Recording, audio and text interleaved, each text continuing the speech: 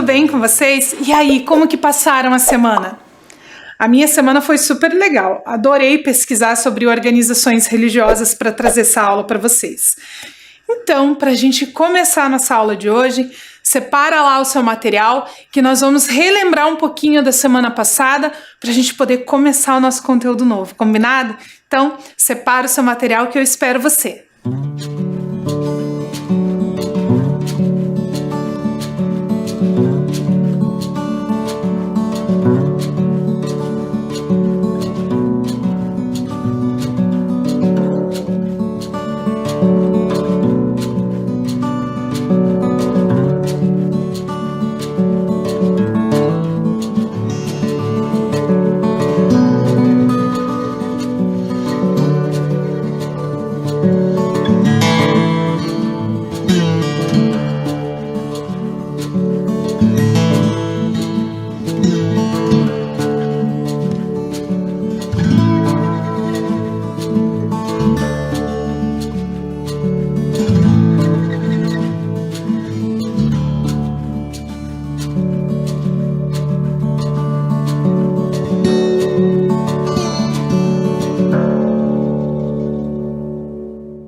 Então, na semana passada, lembra que nós estávamos falando sobre religiões de matriz ocidental?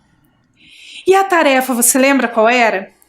Nós copiamos aquele haikai do Álvaro Posselt e aí você tinha que escrever um verso sobre as religiões de matriz ocidental, lembra?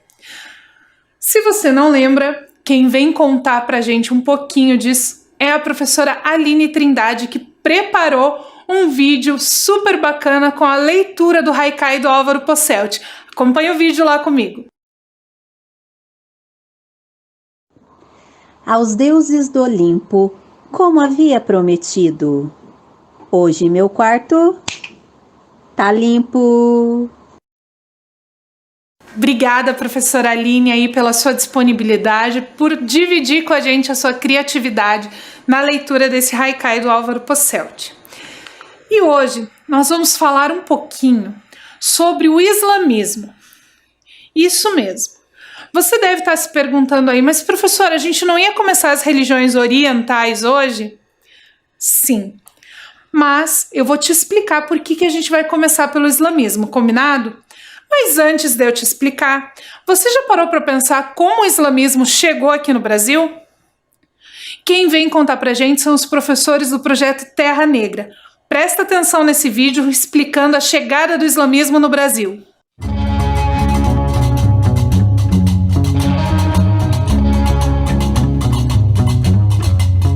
Salve, salve Terra Negra! Chegamos em Foz do Iguaçu para fazer uma abordagem sobre o islamismo, nessa cidade que tem a maior proporção de muçulmanos da América Latina. Para isso, chama a vinheta!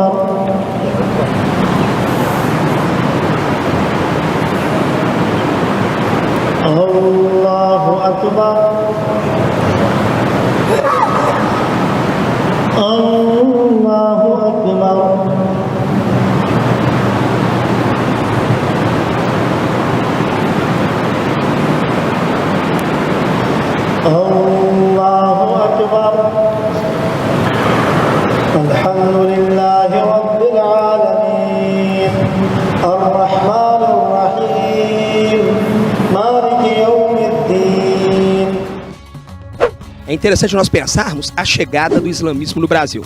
Considera-se que as duas primeiras pessoas islâmicas no Brasil foram duas pessoas que estavam no navio do Pedro Álvares Cabral, que aportou aqui no Brasil em 1500. Mas há uma certa controvérsia em relação a isso. Então consideramos que a grande leva de islâmicos para o Brasil começa com o chamado islamismo de escravidão. Grande parte dos negros africanos que vinham para o Brasil eles estavam localizados no norte da África. E é uma região que, inclusive, hoje ainda tem um predomínio muito grande da religião islâmica.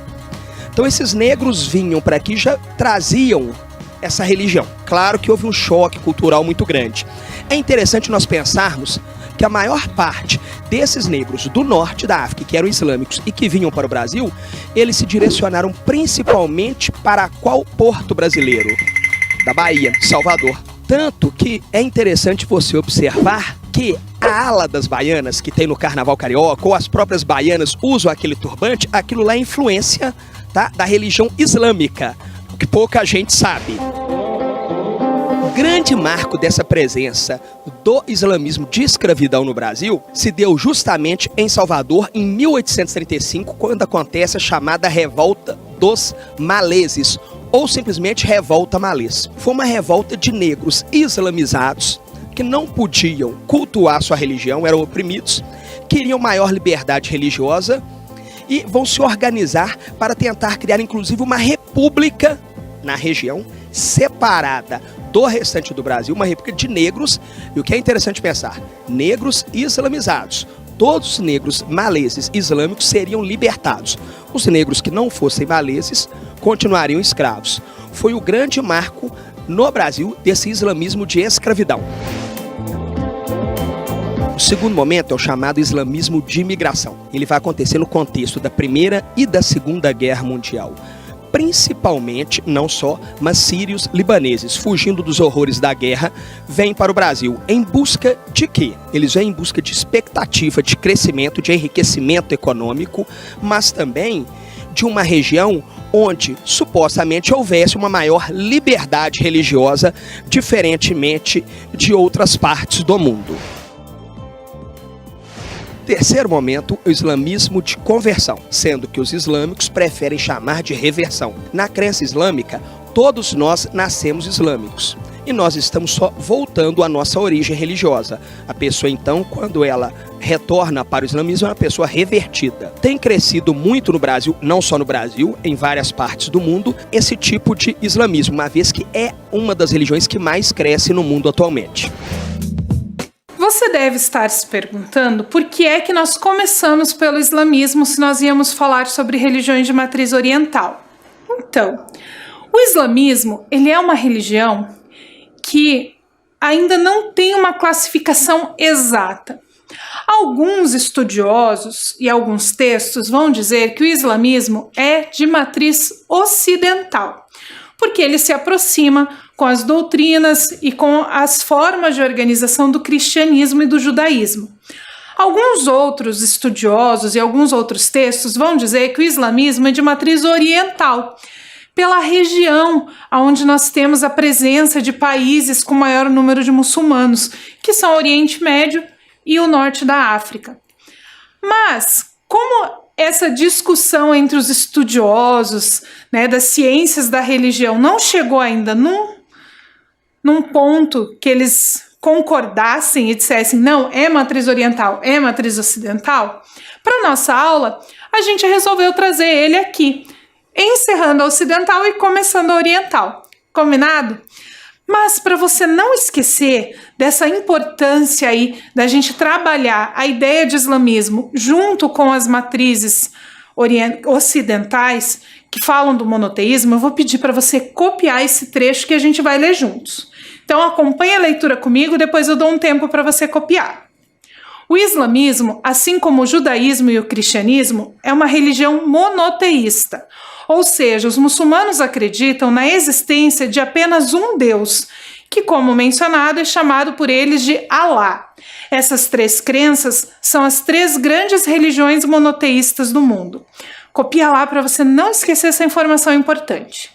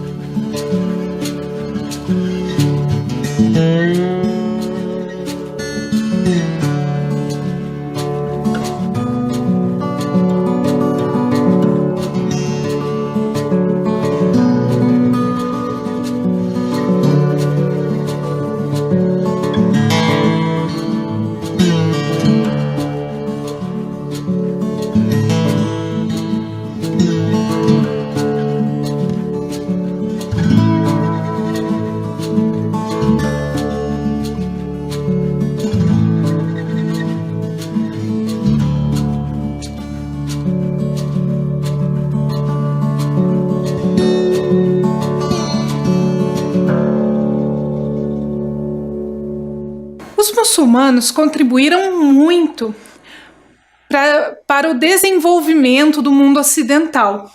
Algumas dessas contribuições foram a navegação astronômica, os estudos de anatomia, a arte de fazer mapas, a álgebra, a trigonometria e muitos outros.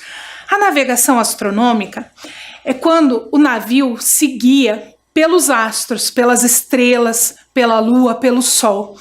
Quem desenvolveu isso foram os árabes muçulmanos.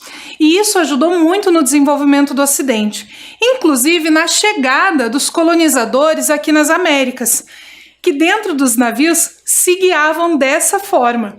Então, se a gente pensar bem, indiretamente, se não fossem os árabes muçulmanos, provavelmente Pedro Álvares Cabral não teria chegado aqui no Brasil e talvez o nosso país fosse bem diferente hoje. Super legal imaginar isso, não é? Outra coisa que eles contribuíram muito para o desenvolvimento do Ocidente foi a ideia de que o homem pode explorar e manipular o mundo sem interferir nos poderes de Deus. De acordo com os muçulmanos, Deus e ciência não são excludentes. Você pode sim ser uma pessoa religiosa e desenvolver a ciência. Você não precisa escolher ou acreditar em Deus ou acreditar na ciência. A ciência e a religião podem caminhar juntas. E isso é um pensamento bem interessante dos muçulmanos, que a gente ainda precisa desenvolver em alguns espaços aí da nossa sociedade. Trabalhar com a religião e com a ciência juntos, sem excluir nenhum dos dois. Super legal essa informação também, não é? E nós vamos entrar agora nas religiões orientais. As religiões orientais, a grande maioria, teve a sua origem na Índia, na China e no Japão. Então, vocês vão observar que quando a gente estiver estudando essas religiões, vai ser bem diferente da estrutura das religiões que nós estudamos nas semanas anteriores, que eram as religiões ocidentais. E dentro das religiões orientais, nós temos o hinduísmo, o budismo, o taoísmo, o confucionismo e o shintoísmo. Eu vou pedir para você copiar esse textinho, porque é uma informação muito importante. Então, para você não esquecer, copia lá no seu caderno.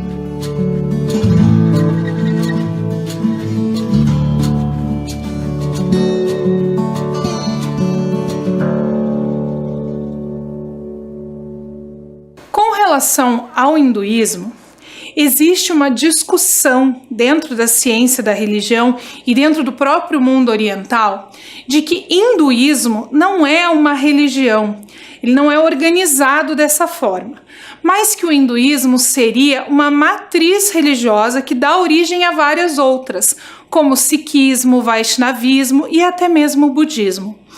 Por isso, nós vamos ver agora um vídeo de uma matéria que pergunta pra gente: existe hinduísmo?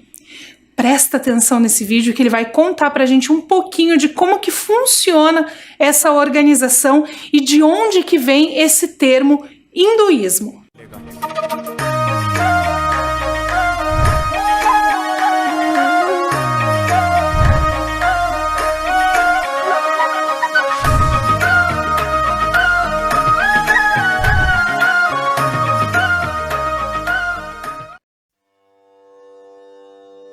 As palavras hindu e hinduísmo são escritas com H, e como na língua portuguesa essa letra não tem valor fonético, ela não é pronunciada.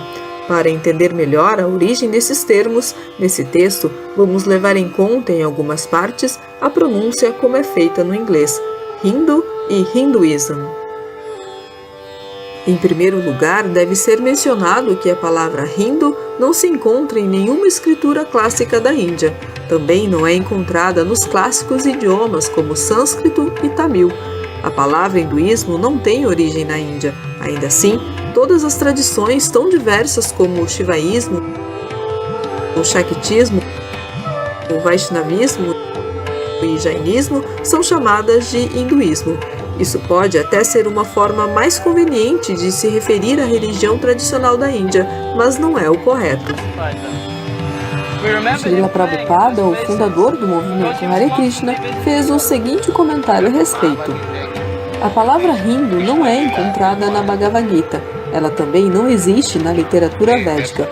Foi introduzida pelos muçulmanos de regiões próximas da Índia, como o Afeganistão e Pérsia.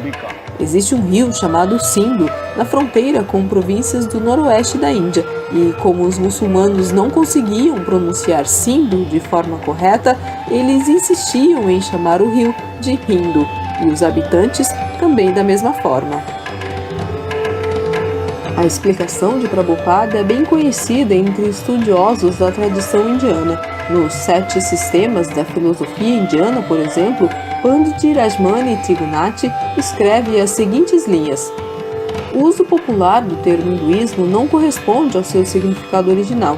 Quando Alexandre o Grande invadiu o subcontinente por volta do ano 325 a.C., ele atravessou o rio Sindhu e o chamou de Indo, o que era mais fácil para os gregos pronunciarem. Depois disso, as forças da Macedônia de Alexandre chamaram a terra ao leste do rio de Índia. Mais tarde, os invasores muçulmanos chamaram o rio Sindhu de Hindu, porque na língua deles, o persa, o som do S é convertido para o H. Assim, para os invasores, Sindhu se transformou em Hindu e a terra ao leste do rio ficou conhecida como Hindustã ou Hindustão. O conceito também é mencionado pelo historiador C.J. Fuller, que destacou o fato de que a palavra Hindu originalmente significava algo geográfico e não cultural ou religioso. Além disso, ele menciona o uso dessa palavra para separar muçulmanos dos outros povos da Índia. A palavra persa Hindu deriva de Sindhu, o nome sânscrito do rio Indo no Paquistão. Originalmente, ela significava nativo da Índia, a terra ao redor e além do Indo.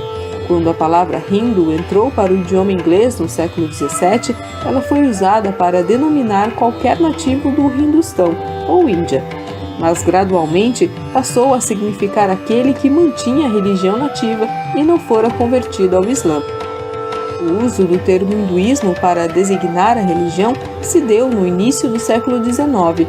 Colocar o sufixo ismo é em parte um produto do pensamento orientalista ocidental, que rotulou o hinduísmo de forma errada, nos mesmos moldes das religiões ocidentais, especialmente o cristianismo. Assim, usar o termo hinduísmo para englobar as muitas religiões da Índia é comparável a ignorar as diferentes orientações religiosas existentes no Ocidente e colocá-las arbitrariamente sob uma mesma bandeira.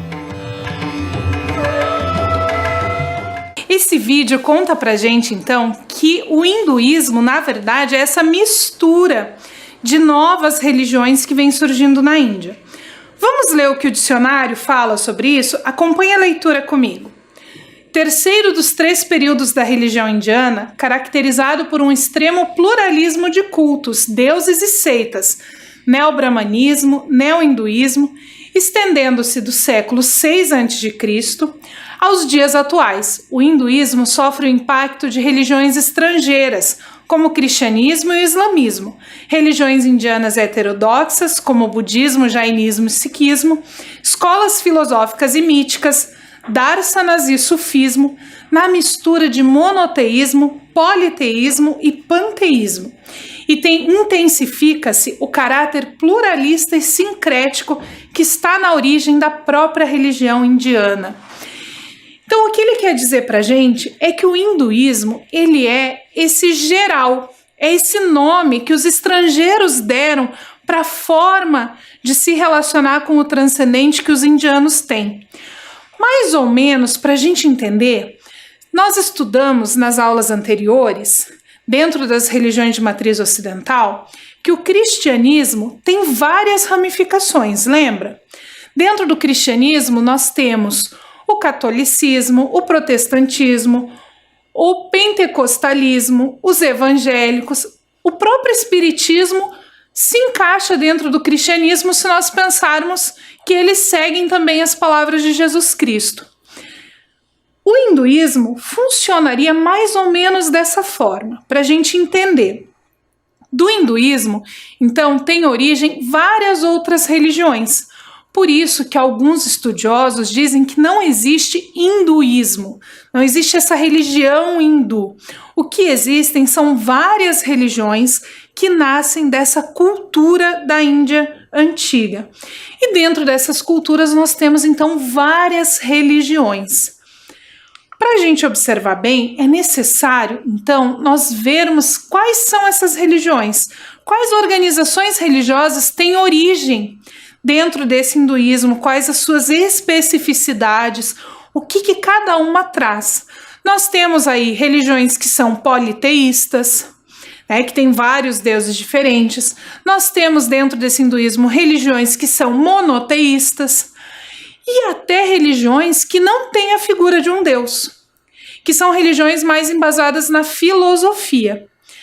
Por isso, nós vamos ver algumas dessas religiões, combinado? Acompanhe esse vídeo que eu trouxe para você entender um pouquinho melhor sobre isso. Presta atenção lá.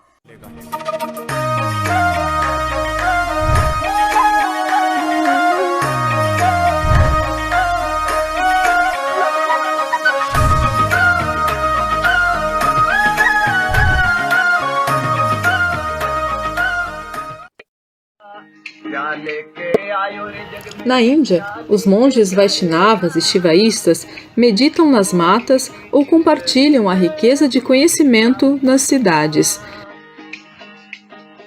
Suas vestes distintas e conduta religiosa fazem deles sérios seguidores de uma vida de renúncia.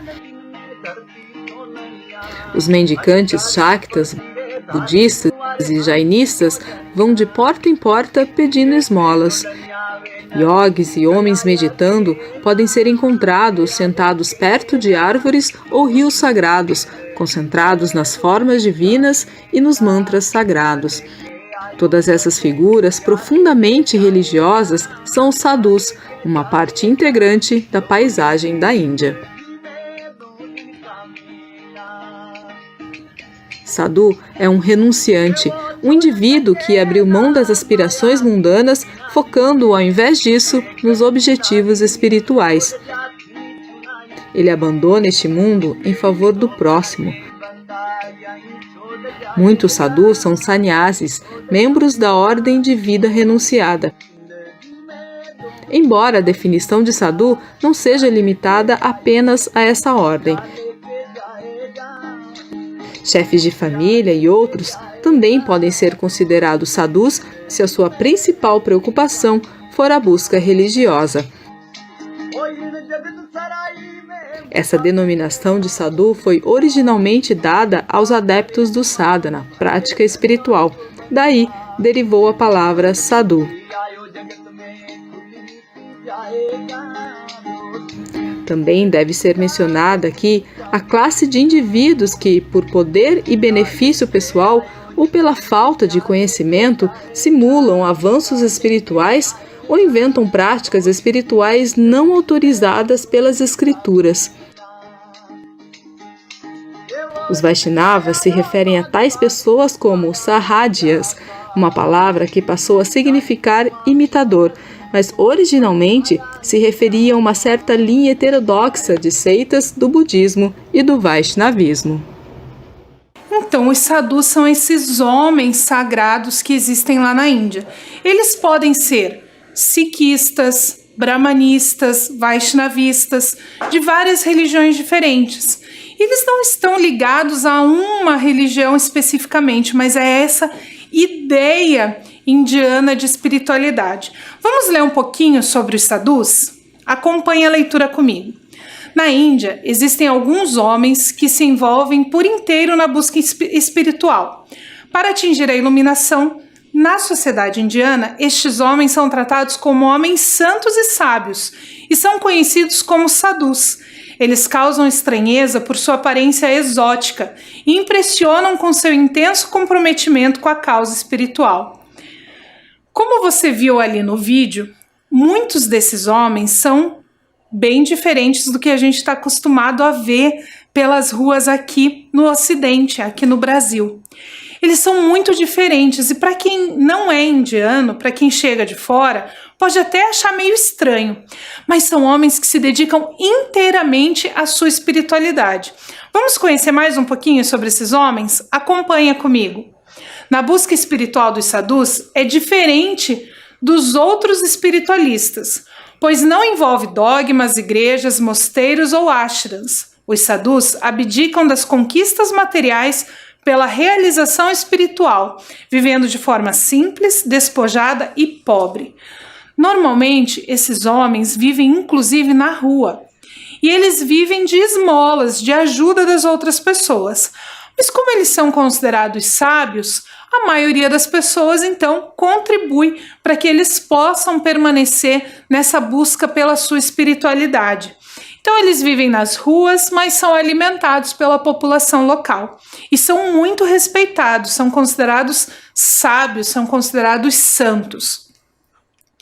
Mas a Índia tem muito mais a contribuir. Se nós pensarmos bem, tem muita coisa da nossa filosofia que também veio da Índia.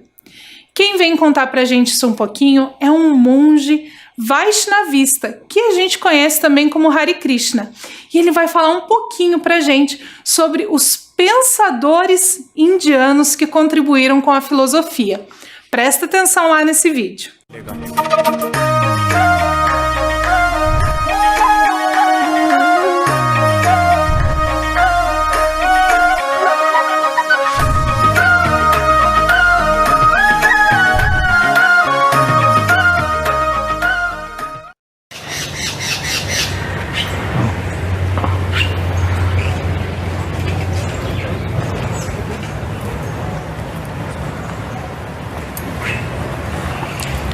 Bom dia, Prabhu Lokashakshi. Bom dia, Hare Krishna. O senhor pode pegar e me contar quais são os maiores pensadores, na sua opinião, da cultura antiga da Índia? Bem, pensador, nós temos que ver que o pensamento indiano, que pode ser resumido as principais escolas, elas são inseridas dentro do que nós chamamos dos darshanas, 6 principais darshanas, que significa a lógica, a física, a teoria da evolução, a psicologia, a hermenêutica dos rituais, dos mantras e a metafísica, que é o Vedanta. Você vai encontrar que existem pensadores em todas essas áreas e também em algumas outras áreas artísticas. Por exemplo, na arte mesmo, você tem Bharata Muni, que é um grande pensador ligado à questão da arte. Ele desenvolveu todo um tratado sobre a dança, sobre o teatro, sobre a ciência, as belas artes. Então você vai encontrar na área da medicina, como Charakarishi e alguns outros que desenvolveram, sistematizaram a ciência da medicina.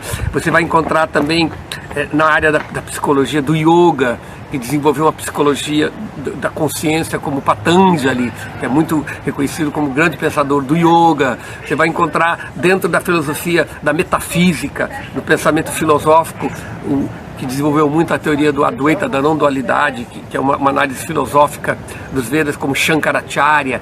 E aí você vai encontrar do seu lado os místicos, assim, que também são grandes pensadores, como Ramanujacharya, que desenvolveu um pensamento da metafísica do Vedanta de uma maneira que está em harmonia com a religiosidade. Aí você vai encontrar também Jiva Goswami, Rupa Goswami, que foram os grandes teólogos e filósofos da escola de Chaitanya Mahaprabhu, que é o último avatar de Vishnu que apareceu 500 anos atrás. Então você vai vendo que como o pensamento védico, ele trata sobre todos os aspectos da cultura védica. Nós temos existem também pensadores matemáticos como Aryabharta. Então é muito difícil catalisar quem foi o melhor pensamento, dependendo do que tipo de pensamento que você está tendo. Se você quer falar em relação da espiritualidade, da filosofia, chegando já ao livro da mística, são esses filósofos que eu coloquei, que toda a história da filosofia, a história do pensamento religioso da Índia, eles sempre vão em embate nesses grandes pensadores da escola do Vedanta, que eu já falei, o Shankara, Ramanuja, Madhva, Nimbarka, Jiva Goswami, Rupa Goswami. Então existe assim uma grande... Agora, se nós queremos, do ponto de vista assim espiritual mesmo, falando, o maior pensador de todos, na verdade, é Deus. E, portanto, nós podemos encontrar diferentes encarnações de Deus que se manifestaram historicamente, como Krishna, por exemplo, na Bhagavad Gita. Você vai encontrar também grandes instrutores de filosofia, como Bhismadeva. Ou então você vê nos Upanishads, você vai encontrar grandes sábios. Então, a Índia é um berço de pensadores. Sempre ali você sempre teve grandes pensadores, inclusive até recentemente alguns cientistas, como Ramanujan, foi um grande matemático no século XIX. E uma característica desses grandes pensadores do pensamento indiano, com algumas exceções de alguns assim críticos da religiosidade, mas a maior parte dos pensadores, eles não separavam o lado místico, o lado religioso, do lado filosófico. Ou mesmo grandes cientistas, pensadores, eles tinham lado... porque não aconteceu isso que aconteceu no Ocidente, da modernidade que estabeleceu que o pensamento racional é superior ao pensamento místico. Então, os grandes pensadores da Índia, eles têm essa capacidade de fazer esse pensamento místico. Tá? E dentro desse pensamento indiano, que envolve toda essa questão espiritual e religiosa, nós temos algumas contribuições super importantes, como o Mahabharata, que é o maior poema já escrito. Ele tem mais de 100 mil versos, que ficam no Bhagavad Gita, que é esse livro sagrado dos Vaishnavistas. E ele traz esse conhecimento em forma de poesia. Uma outra contribuição indiana que tem se popularizado muito no Ocidente e agora é até quase que modinha na internet é a medicina ayurvédica. A medicina ayurvédica foi desenvolvida durante muitos séculos na Índia e hoje ela se popularizou no Ocidente, sendo uma grande contribuição. A medicina ayurvédica ela é baseada na utilização de elementos naturais, na alimentação e na meditação. Segundo a medicina ayurvédica, a alimentação pode também curar doenças, porque muitas das doenças que a gente desenvolve estão diretamente ligadas à forma como nós nos alimentamos. Se nós comemos bem, o nosso corpo fica bem. Então, se você se alimenta de muitos produtos industrializados, artificiais, você vai acabar desenvolvendo algumas doenças. Então, para a medicina ayurvédica, a nossa alimentação precisa ser natural, sem elementos industrializados, sem aquele monte de temperos prontos que a gente tem o hábito de usar aqui no Ocidente. Essa medicina ayurvédica vem contribuindo muito no desenvolvimento ocidental e na própria medicina ocidental. Quantas vezes a gente vai ao médico e junto com a orientação da medicação vem uma orientação alimentar? Quantas vezes a gente vai ao médico e ele pede para que a gente vá numa nutricionista? Por quê? Porque o nutricionista ele vai cuidar da nossa alimentação. Muitos remédios, inclusive, não podem ser tomados junto com alguns alimentos, com algumas bebidas, como refrigerantes, por exemplo. Então a medicina ayurvédica vem contribuindo muito e ela é desenvolvida a partir da cultura indiana, dessa Índia antiga, de toda essa religiosidade. Super bacana, sabia disso? Eu aprendi também pesquisando para a aula dessa semana. Inclusive aprendi várias receitas legais aí para usar no meu dia a dia. Mas agora a gente vai para a nossa atividade de hoje. Lembra da caixinha de ovo que eu pedi para você separar na semana passada? Nós vamos usar ela hoje. Eu trouxe duas aqui para te mostrar. Uma de papelão e uma de isopor, porque tanto faz qual você vai usar. Mas eu não vou te ensinar a fazer o que você tem que fazer. Essa semana você vai usar a sua imaginação. Eu só vou mostrar a atividade pronta na semana que vem. Você vai ter que imaginar como você vai desenvolver a atividade dessa semana.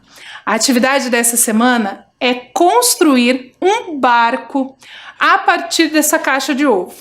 Lembra que nós falamos que no islamismo uma das grandes contribuições dos árabes para o mundo ocidental foi a navegação astronômica? Então, essa navegação era feita lá, com os navios dos colonizadores que chegaram aqui na América. Então você vai pegar esse material e vai transformar em um navio, em um barco colonizador, combinado? Só para você não esquecer, copia essa tarefinha aí no seu caderno e você tem aí a semana toda para fazer o seu barco, combinado? Eu espero você copiar.